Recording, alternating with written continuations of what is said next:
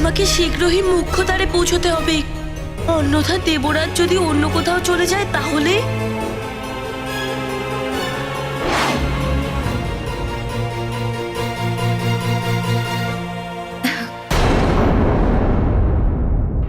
প্রণাম দেবরাজ। আপনার প্রতীক্ষা করতে করতে তো আমার চোখটাই বুজে গেল। আচ্ছা, তার মানে তুমি দেবর্ষি নারদ আমাকে বলছিলেন যে স্বর্গদ্বারে আমার জন্য কেউ প্রতীক্ষা করছে। দেবরাজ ইন্দ্র, স্বর্গলোকে আপনার জন্য কেউ প্রতীক্ষা করছে। আপনি শীঘ্রই স্বর্গলোকে পৌঁছুন। আমি ভাবতেই পারিনি যে স্বর্গদ্বারে তুমি আমার জন্য প্রতীক্ষা করবে, তাও আবার এইরকম রূপ শৃঙ্গার করে মোহিনী ভাব ভঙ্গিমার সঙ্গে। দেবরাজ, আপনার প্রতীক্ষায় তো আমার চোখ দরজার দিকেই তাকিয়ে থাকে। আপনাকে ছাড়া এই স্বর্গলোক আমার কাছে যেন শূন্য বলে মনে হয়।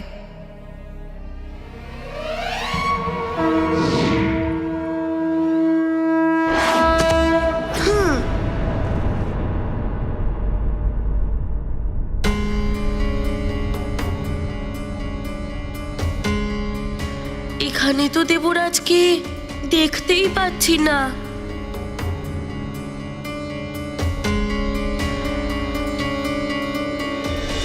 কি হলো হনুমান, তুমি এখানে কি করছো? প্রণাম। আমি ঐরাবতের চিৎকারের ধ্বনি শুনলাম। দেবরাজ কি এসেছেন? কোথায় উনি? হ্যাঁ, দেবরাজ এসেছেন, কিন্তু উনি এই দ্বার থেকে প্রবেশ করেন না। এই মুখ্য দ্বার তো কেবল বাইরে থেকে আসা যাওয়ার জন্য। শীঘ্রই বলুন, উনি কোন দ্বার দিয়ে এসেছেন? স্বর্গে অনেক দ্বার আছে। এমনিতে তো দেবরাজ সবসময় স্বর্গের বাঁ দিকের দিব্য দ্বার থেকেই প্রবেশ করেন, কিন্তু কখনো কখনো উনি অন্য দ্বার থেকেও প্রবেশ করেন, যা স্বর্গের অন্য দিকে অবস্থিত। তাহলে ঠিক আছে, আমি এক এক করে দুটো দ্বারই দেখে নিচ্ছি। প্রণাম।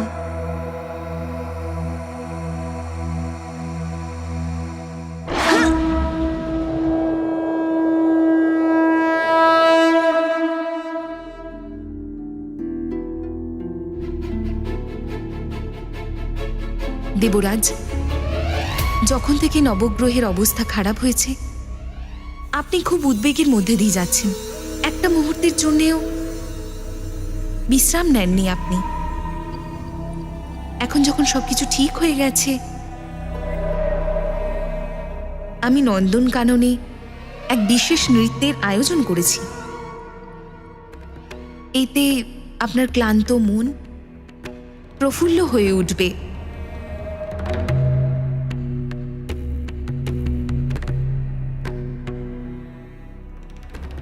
আমার খুব খেয়াল রাখো না? তোমার নৃত্য দেহ মনের ক্লান্তি দূর করে নতুন স্ফূর্তি ভরে দেয়।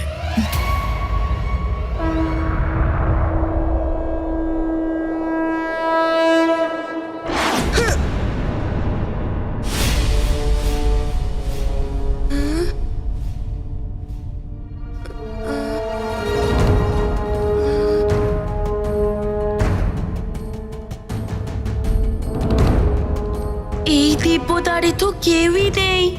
এবার শীঘ্রই আমাকে অন্য দ্বারে যেতে হবে।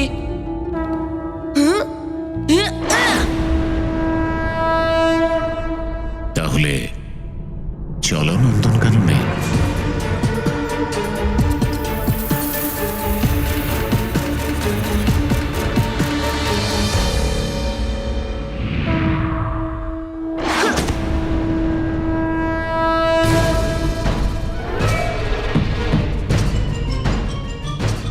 এখানেও কেউ নেই। এরকমটা আবার নয় তো যে আমার আসার আগে উনি অন্য কোথাও চলে গেছেন। বুঝতে পারছি না যে আমি কি করব।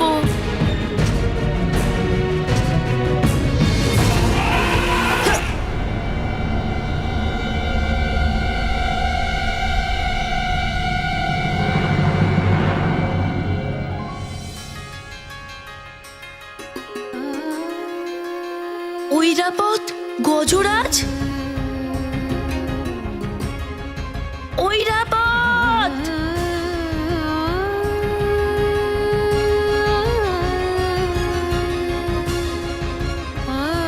ঐরাবত আমার মিত্র, তুমি আমাকে চিনতে পেরেছো?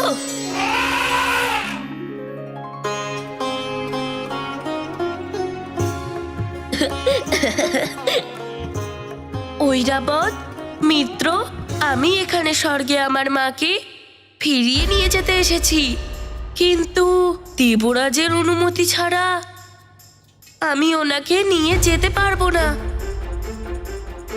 তোমার চিৎকার শুনে আমার মনে হলো যে দেবরাজ তোমার সাথেই আছেন।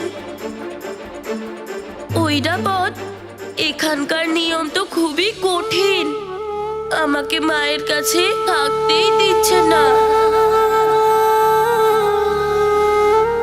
তোমারও কষ্ট হচ্ছে তাই না এটা শুনে? কিন্তু তুমি চিন্তা করো না, আমাকে এই স্বর্গে যতই প্রতীক্ষা করতে হোক না কেন, আমি দেবরাজের থেকে অনুমতি নিয়ে মাকে এখান থেকে নিয়েই যাব। কিন্তু গজরাজ, তুমি কি আমাকে দেবরাজের কাছে নিয়ে যেতে পারো?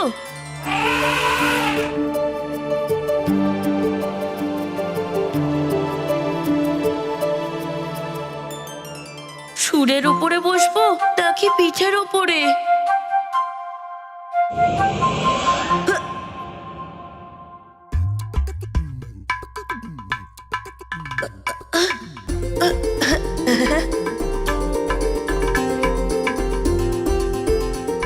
ধন্যবাদ মিত্র ঐরাবত।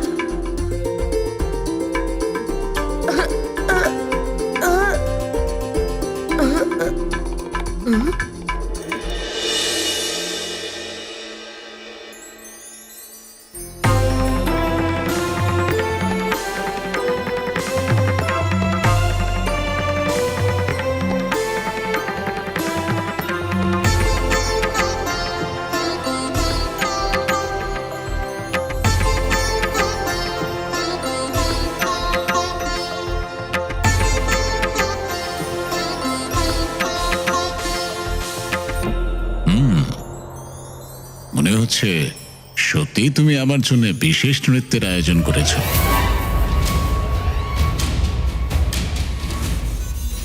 আসুন।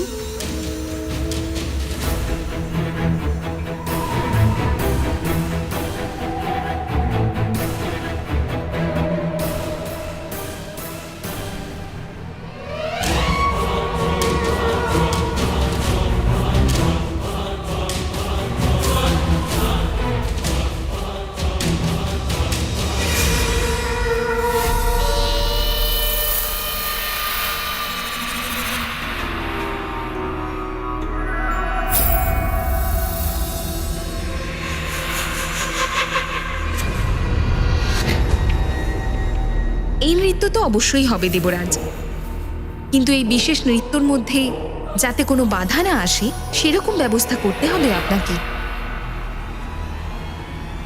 নিশ্চয়ই।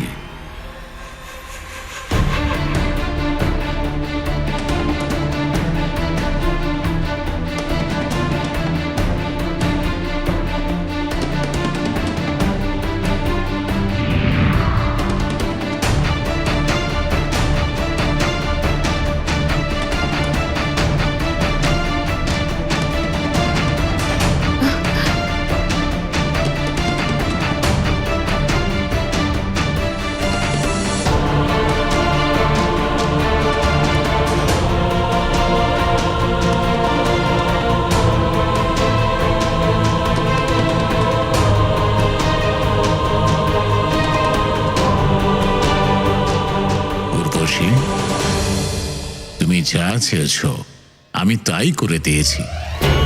এই নন্দন কানন এখন চলমান হয়ে গেছে, এক স্থান থেকে অন্য স্থানে ভ্রমণ করছে। এখন আমাদের মনোরঞ্জনে কোনো বাধা আসতে পারবে না। কিন্তু দেবরাজ, যদি কেউ বুঝতে পেরে যায় যে আমরা কোথায় আছি আর সে বিঘ্ন ঘটাতে আসে, তাহলে? এখন এটা কেউ জানতে পারবে না উর্বশী। এক একমাত্র আমার সিংহাসনে বসলে তবেই জানা যাবে যে এই সময় নন্দনকানন কোথায় রয়েছে। আর আমার সিংহাসনে তো কেবল আমিই বসতে পারি, স্বয়ং দেবরাজ ইন্দ্র। এই সময়টা পুরোটাই তোমার। উর্বশী, এবার তোমার নৃত্য শুরু করো।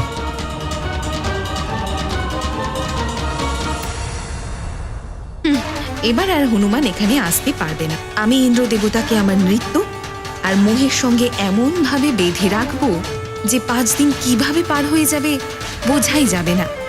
আর তখন হনুমানকে আবার ফিরে যেতেই হবে।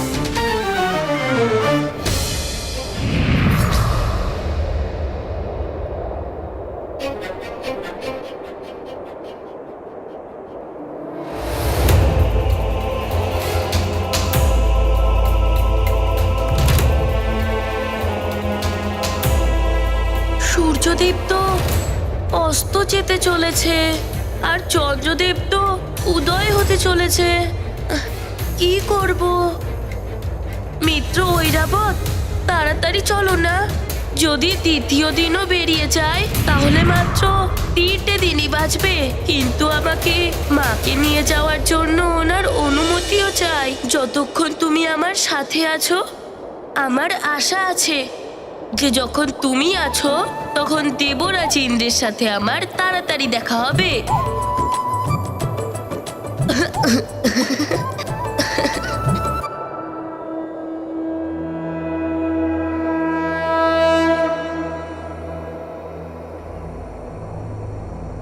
ঐরাবত, তুমি সঠিক জানো তো যে দেবরাজ এই দিকেই আসেন?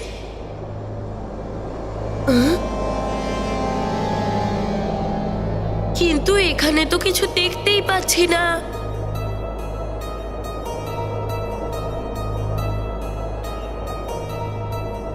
যদি আমরা এভাবেই খুঁজতে থাকি তাহলে আজকের দিনটাও ব্যর্থ হয়ে যাবে। পুরো 5 দিন ছিল, এর মধ্যে থেকে 2 দিন তো ব্যর্থই হয়ে গেল।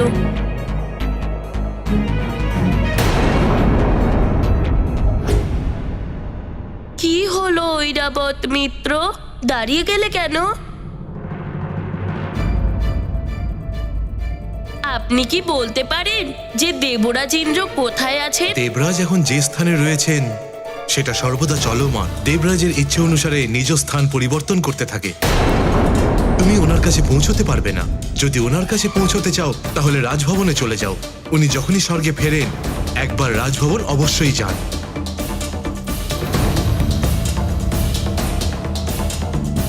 মিত্র ঐরাবত, এটাই উচিত হবে। এদিক ওদিকে হারিয়ে যাওয়ার থেকে তো ভালো যে আমরা সোজা রাজভবনেই ফিরে যাই।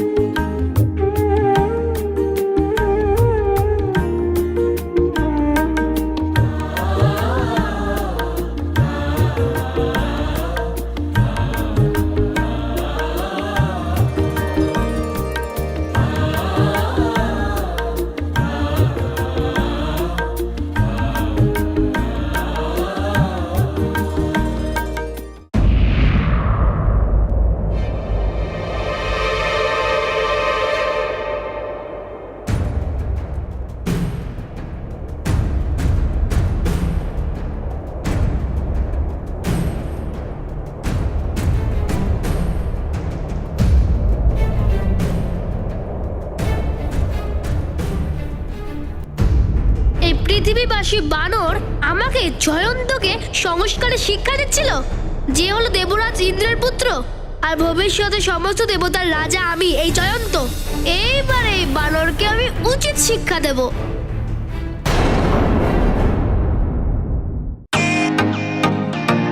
Welcome to Beaton world. How may I assist you? নতুন ফ্ল্যাটের জন্য একটা স্ট্যান্ড ফ্যান আর কুলার নেব। এই পচা গরম থেকে একটু স্বস্তি চাই। বাজার চলতে সব ব্র্যান্ড আর ভরসাযোগ্য নয়। তার জন্য তো আমাদের ফ্যান আছে, all purpose bullet table fan, ceiling fan. আমাদের সিলিং ফ্যান কিন্তু 30 মাসের ওয়ারেন্টি সহ পাওয়া যায়। আছে ফারাটা 2 বছরের ওয়ারেন্টি, 17 থেকে 20 মিটার এয়ার ফ্লো। মধ্যবিত্তের সাধ্যের মধ্যে একমাত্র ভরসাযোগ্য ব্র্যান্ড বিটেন। আমাদের কুলারের কিন্তু অনেক range, 45 litres, 50 litres, 70 litres, 90 litres, 110 litres. Honeycomb সহযোগে বিটেনের সব কুলারের ওয়ারেন্টি 1 বছর। চেনা হাওয়ায় অচেনা অনুভূতির জন্য একমাত্র আদর্শ বিটেন। গরমে স্বস্তি পেতে বিটেনের ফ্যান হোক বা কুলার, আজই আনুন বাড়িতে। Beaten, digitally years.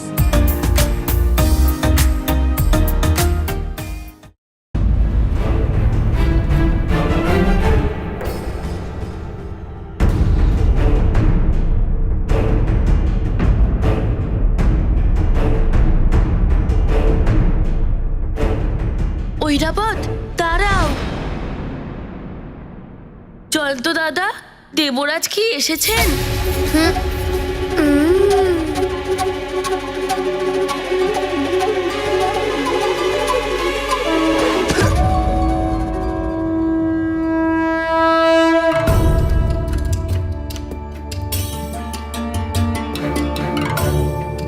কিন্তু তুমি তো ঐরাবতের সাথে ছিলে না, তবুও তোমাকে নিয়ে গেল না। ঐরাবত চেষ্টা তো করলো, কিন্তু দেবরাজ যেখানে আছেন সেখানকার রক্ষক বললেন যে দেবরাজ যেখানে আছেন ওই স্থান চলমান, ওটা স্থান পরিবর্তন করতে থাকে। পিতার সম্বন্ধে তুমি কিছু জানবে না? আমি জানি ওনার সম্বন্ধে কি করে জানা যায়। সত্যি? তাহলে বলো না, ওনার বিষয়ে কি করে আমি জানতে পারবো? পিতাশ্রীর সিংহাসনে বসে, ওখানে বসে তুমি সকল সংসারকে দেখতে পারবে। যাকে দেখার ইচ্ছা হবে সে তোমার চোখের সামনে থাকবে। পিতাশ্রীও ওই সিংহাসনে বসে সমস্ত জগৎ সংসারকে দেখাশোনা করে। আরে বাহ, তাহলে চলো আমি এখনই ওনার বিষয়ে জেনে নিচ্ছি। হ্যাঁ, চলো।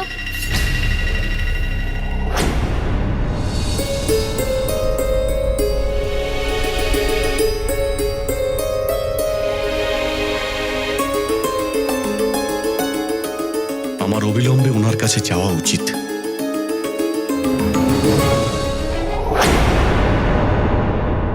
অঞ্জনা, আপনি এই সময় কোথায় যাচ্ছেন? আমি মাতঙ্গ ঋষির কাছে যাচ্ছি। উনি ত্রিকালদর্শী, উনি বলতে পারবেন যে হনুমানের আসতে এত বিলম্ব কেন হচ্ছে। আর উনি এখান থেকে যাওয়ার সময় বলেছিলেন যে হনুমানের সঙ্গে লক্ষ্মীও আসছেন। ওনার এই কথার অর্থ ঠিক কি ছিল সেটাও আমি জেনে নেব। কিন্তু যদি আপনি এখান থেকে চলে যান আর এখানে কোনো উপদ্রব হয় তখন? মহারাজ প্রণাম। প্রণাম মহারানী মা। খবর এসেছে যে সুমেরুর বনভূমিতে শান্তি ফিরে এসেছে, আর সেখানে রাক্ষসদের উৎপাতের কোনো সংবাদ নেই। এমন মনে হচ্ছে যেন সমস্ত রাক্ষসেরা ফিরে গেছে। এখন আর সুমেরুতে রাক্ষসদের কোনো উৎপাত নেই। মন্ত্রী মশাই, ঝড় ঝপটা আসার আগে সব শান্ত থাকে, বড় কোনো বিপদ হঠাৎ করেই চলে আসে। তাহলে এটা আসন্ন কোনো বিপদের সংকেত?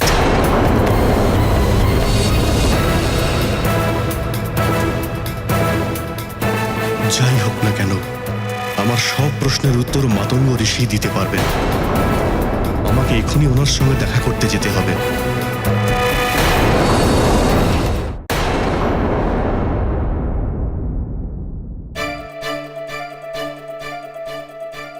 জয়ন্ত দাদা, তাড়াতাড়ি চলো না, আমি দেখতে চাই যে দেবরাজ কোথায় আছেন। হনুমান, আমি তো দেবসভায় যেতে পারবো, কিন্তু রক্ষক তোমায় যেতে দেবে না। ওটা তুমি আমার ওপরেই ছেড়ে দাও, তুমি যাও আর আমি নিচেই চলে আসবো।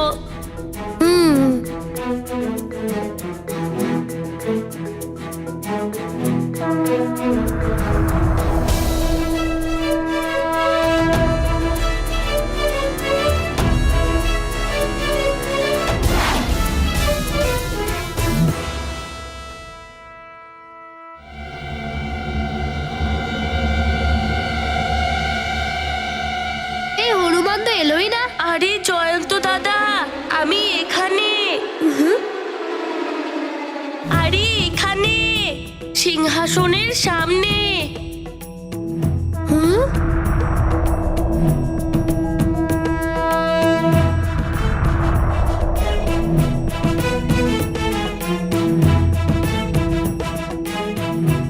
আরে বাহ হনুমান, তুমি তো খুব চালাকি করে এখানে চলে এলে। সত্যি তুমি খুব অদ্ভুত। অদ্ভুত তো এই সিংহাসন জয়ন্ত দাদা। দেখছো কি হনুমান, তাড়াতাড়ি বসে যাও। তুমি এক্ষুনি জানতে পেরে যাবে যে পিতাশ্রী কোথায় আছে। হুম।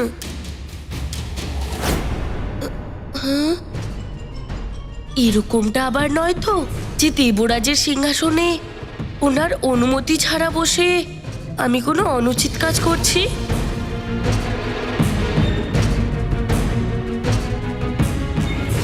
কি এত চিন্তা করছো হনুমান? যা করবে তাড়াতাড়ি করো, আর তা না হলে তোমার দ্বিতীয় দিনও ব্যর্থ হয়ে যাবে। তুমি ঠিকই বলেছ জয়ন্ত দাদা। আমি মায়ের মুক্তির জন্য সবকিছু করতে রাজি। আমি করে নেব, যদি আমার কোনো শাস্তিও পেতে হয় আমি সহ্য করে নেব। তো তাড়াতাড়ি বসো সিংহাসনে আর জেনে যাও যে পিতাশ্রী কোথায়। संकट मोचन महाबली